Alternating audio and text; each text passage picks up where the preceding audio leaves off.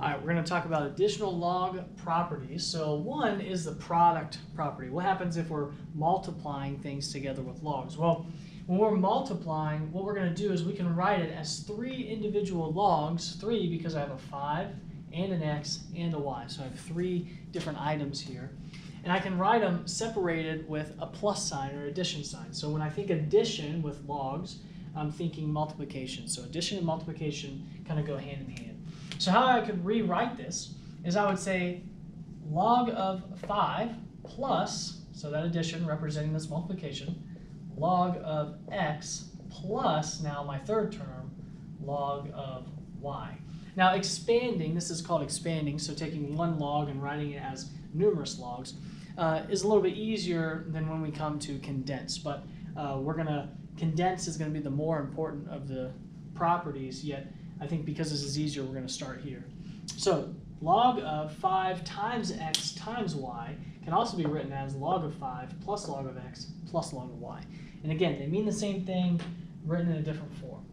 Now, what about division then? So this is log of 3 divided by x. Well, if multiplication was addition, then it would be natural to assume that division would be subtraction, and you would be right.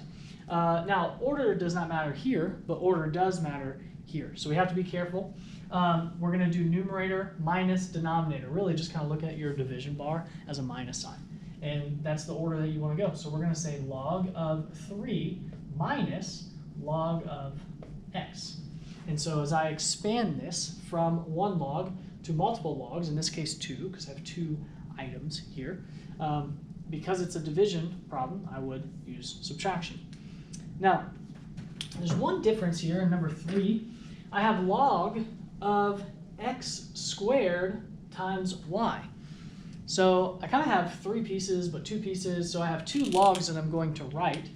And we already did this property, so because it's x squared times y, I'm going to say log of x squared plus log of y. And so that's what we did with that first property. Because these are being multiplied, I'm going to separate them with addition. Now, we also have the power property.